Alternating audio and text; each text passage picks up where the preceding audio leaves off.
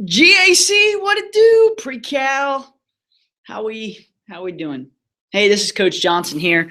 We are reviewing over 7.1 to 7.3, the review that I gave over in class. Hope you're having a great Tuesday afternoon, Wednesday afternoon as we study for this PreCal test on block day.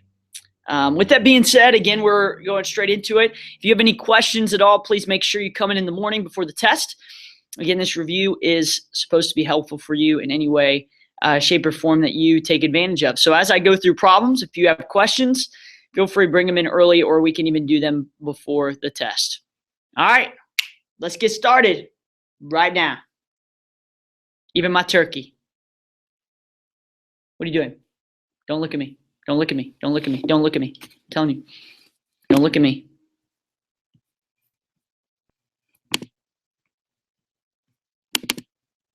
All right, so as we get started here, we're going to start on number 5, solving the system. All right, so we have number 5 here. And when solving the system, we have x squared plus y squared equals 25. And we have x minus y equals 1. Now, on the test, it's not really going to give you specific ones that I expect from you, although there will be some that might say substitution, which lends itself to being easier by using substitution rather than elimination. But as you can see on the second one, you notice that I could add y to both sides. And if I do, I will end up getting x equals y plus 1 on the bottom.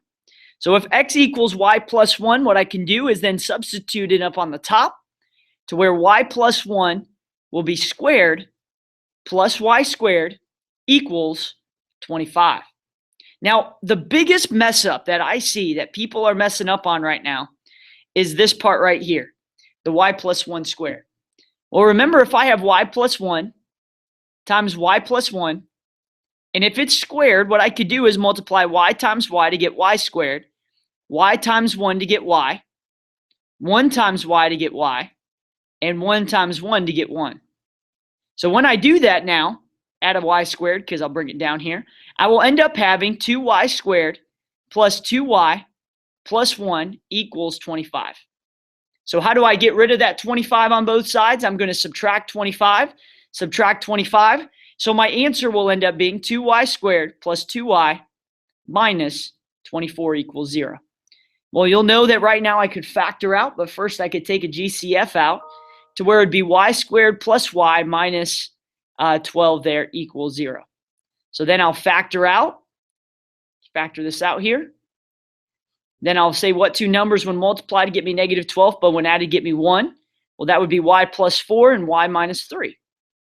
So now I'll set both of these equal to 0.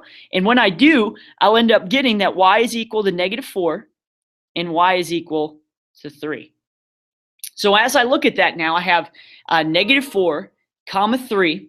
Those are my two answers that I get for y. So I'm going to have to substitute both in for y. And what I could do is actually substitute them in right here. So plug negative 4 in for y. I'll end up getting negative 3. So when y equals negative 4, x equals negative 3. And I actually should flip-flop these. So it should be negative 3, comma negative 4. And my other one should be, when I plug 3 in for y, I'll get a 4 for x. So 4, comma 3 should be my x out within that specific equation there, all right, for my 2 points. Now, let's look at another one. Look at number 6. Number 6 is a good one, mainly because it talks about a problem. And what it says is it starts a business off at $5,000. Okay, $5,000 is our starting budget for a small business that we invest. But then all of a sudden, we have to add what is it? We have to add $7 per product. X stands for the product being used per product to pay for it. So right now, this equals the amount of money that I have to pay out. Now, the amount of money that I have to pay in, this stands for, cash or anything of that nature right here. And, you come in the form of dollar bills. And we know that right now, the cash that's coming in, all that's coming in is $9 that I get per item that I sell. So I'll say 5,000 plus $7 X or 7X equals P. And then on the bottom, it's 9X or $9 X equals P as well. So what I'm trying to do is now equal both of these out, so where when I equal them out, they'll end up solving for something within my equation. So I'll have 5,000 plus 7x equals 9x, because these equal out here. Subtract 7x, 5,000 equals 2x. So I'm trying to figure out how many x's, how many products do I need to sell in order to break even, and that's why we set them equal to each other. So when I divide by 2, my x will be equal to 2,500, and that's the amount of products that I'll have to produce to be able to break even there. All right, let's look at another one. Another one is supply and demand. Well, you'll know that supply and demand, we set them equal to each other to find our equilibrium point. Remember, if we have a demand curve and a supply curve, the middle where it crosses is the equilibrium point. All right, remember that's wherever we solve for that when we set them equals. That's really number 7 that we're doing there. On the back, we'll talk about solving systems of equations. Solving systems of equations is pretty good. Again, it says x squared plus 2y minus 5 equals 0, and 3x squared minus y minus 1 equals 0 as well. Now, again, might be easiest to try to cancel out the y, so let's multiply this side by 2 to get 6x squared minus 2y minus 2 equals 0. So now this one's canceled out, and what I have is equation 3 and equation 1, to where when I combine together, I would get 7x squared. Again, these would cancel. Negative 5 and negative 2 is negative 7 equals 0. So I take out a 7, and we'll factor it out. We'll have x squared minus 1 equals 0. This would be transformed to x minus 1, x plus 1 equals 0 with the 7 on the outside. So when I do that now, when I set both of these equal to 0, I don't have to do this one because it's just a whole number. So now x equals 1 and negative 1. Now to find what my y's are, I plug both into my original equation. So I could kind of, mess around up top here and say, all right, for this one, I would have 1 squared plus 2y minus 5 equals 0. For the negative one, I'd have negative 1 squared plus 2y minus 5 equals 0 as well. So in this one, what I'll do is I'll say 1 minus 5, which is negative 4. So 2y minus 4 equals 0. I'll add 4 and divide by 2, and I should get y is equal to 2. Over here, I get 1 plus 2y minus 5 equals 0. You should see this is something similar. Now 2y minus 4, because I combine here, 2y minus 4 equals 0. Add 4, divide by 2, still will get y equals 2. And some of you will say, Coach, can I have that? Actually, you can, because let's say I have a line here. Remember, if I have something that goes like a parabola, crosses twice at the same y. So my points here would be 1, 2, and negative 1, 2 as well. All right, so those are our 2 points here. Those are our points of intersection, and we are good to go on number 8. All right, look at number 9. Again, one thing really through all of these that I want to make sure I kind of talk through, number 9, 10, 11. I'll do 13 here in a second, 9, 10, 11, 12. If you have a decimal, change it. That's fine. It's easiest. 1, 2 is if you end up getting to where it's 0 equals 0. There's really 2 things we can have. We can have where we actually have a solution. Again, that's where 2 lines intersect. I could have where maybe 0 equals 4, where that means these 2 lines will be parallel to one another. And 0 equals 0 is one where it's the same line. So if it's the same thing, it just means one line's on top of another.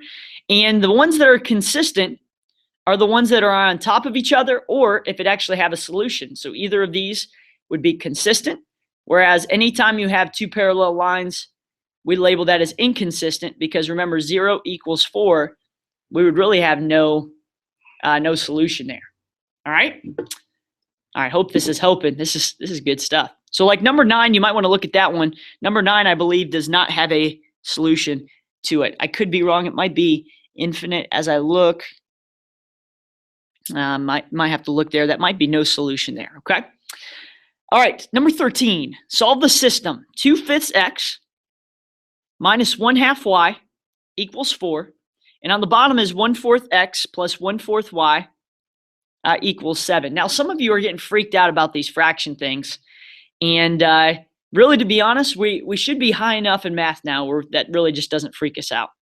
One thing, if you really want to, that you could kind of do is multiply by whatever the common denominator is. So think about it this way. If I could get a common denominator on all three of these, what would it be for this top one? Well, I could multiply by 10, right?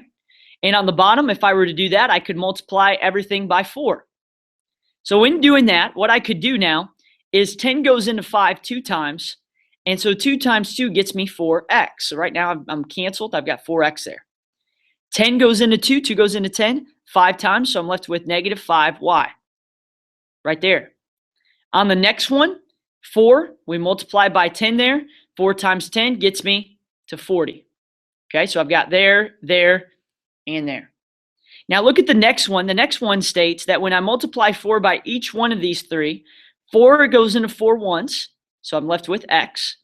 4 goes into 4 once, so I'm left with y. So I have x plus y there, equals, and then 4 times 7 would equal 28. So right now I have 4x minus 5y equals 40, and x plus y equals 28. Well, let's try to cancel these 5s here, or I could do the x's, but let's multiply everything by 5 here. So we'll have 5x, 5y, multiply this by 5. We'll end up getting 0 carry the 4, 140. So right now, y's cancel, leaving me with 9x equals 180. So if I divide by 9, x will now equal 20. Now to find what y is, what I could do is come back to this. We know this was x plus y equals 28. So let's say that x was 10. 10 plus what equals 28? Subtract 10. Y will then be equal to 18. So I guess I could put it like this, 20 comma 18 in parentheses. That would be my answer to number 13. All right, to number 13. Now let's look at number 15. And in number 15, this is another good one because now I've got x minus y plus z equals 6. The one below is 2x minus z equals 4. And then the final one is negative x minus y minus z equals negative 4. Well, again, I want to make sure that I cancel one of these bad boys out. And in doing so, what I could do is multiple things, but I notice that the x's are by themselves. And what we could do is make it to where we multiply it to where it's still a 2 in the front, but one has a change in sign. So let's do this one by 2 and this one by 2 as well. So now if I did equation number 1, I would get 2x minus 2y plus 2z equals 12. On the middle one, I would get 2x minus z equals 4. And on the bottom one, I would get negative 2x minus 2y minus 2z equals negative 8. So in doing so, what I could finally have happen is I could take the first, second, and third and eliminate by doing the first to third. And in doing that, the x's cancel, leaving me with negative 4y. And the z's will cancel. So those are gone. So negative 4y equals 4. So I could divide by negative 4, divide by negative 4. You'll notice I don't even need a second to third, but just in case you get confused here, we could actually make that just in case there. So x's cancel. Y's would be negative 2y minus 3z equals negative 4, because as I can't combine here, these cancel, and we're left with this right here on the left and that on the right. So now if I divide by negative 4 here, it'd be y equals negative 1. And then I could plug it into this one to where it's negative 2 times negative 1 minus 3z equals negative 4. So I have 2 here. I could subtract 2. Negative 3x now equals negative 6. Divide by negative 3. And x will be equal to 2. So if x equals 2 and y equals negative 1, how do I find z? Well, I could just plug in up here. So x equals 2. 2 times 2 is 4. Subtract 4 to both sides. 4's will now cancel, leaving me with negative z equals 0, or just z equals 0. So I have 0, negative, or 0, or 2, and negative 1, and I could check that by doing the top one. Let's check it. 2 minus negative 1 plus 0. And as I look at that, I think I messed up here. Let's make sure I go through this again, make sure I'm good.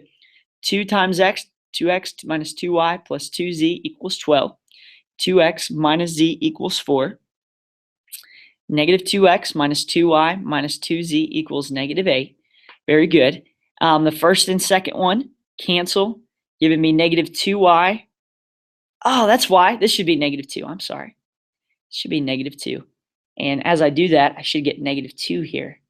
I'm sorry about that. So if I plug back in, this should be negative 2. So this should be positive 4 going here. Positive 4. I will subtract 4 here.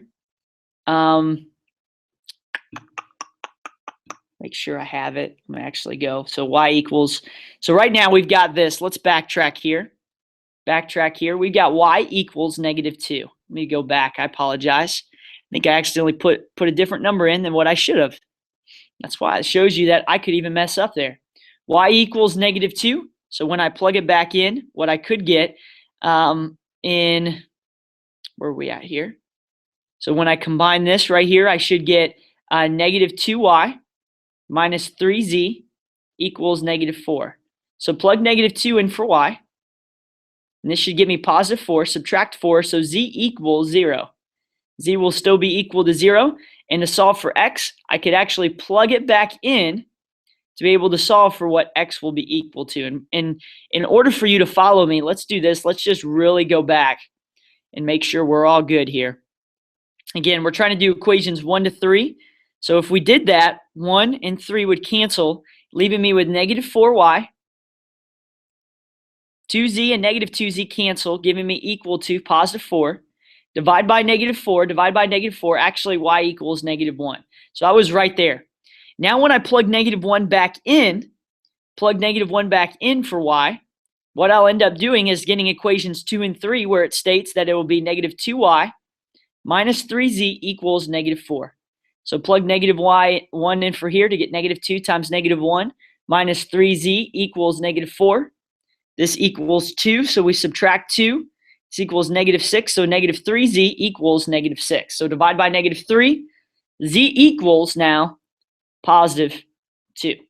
So if z equals 2, y equals negative 1, to find what x is, we know that it's 2x minus z equals 4. So what I could have happen is plug 2 in for z, so to get 2x minus 2 equals 4. Add 2, 6 equals 2x, divide by 2, x equals 3. So as I kind of figured this one out here, I have x equals 3, z equals 2, y equals negative 1, and when I substitute in for here, I should be good to go. I think when I substituted in, I think I got that one incorrect when I substituted in there, and I completely apologize for that. Just make sure you check your work. Please plug it back in. That's a good way to check it anytime you have any questions, any comments. Bring it in and rock and roll from there. Hey, let's get it. Last test before Thanksgiving. I know everybody needs that break. I'm looking forward to it. I hope you are too. Have a fantastic day. I look forward to touching base with y'all soon. Bye now.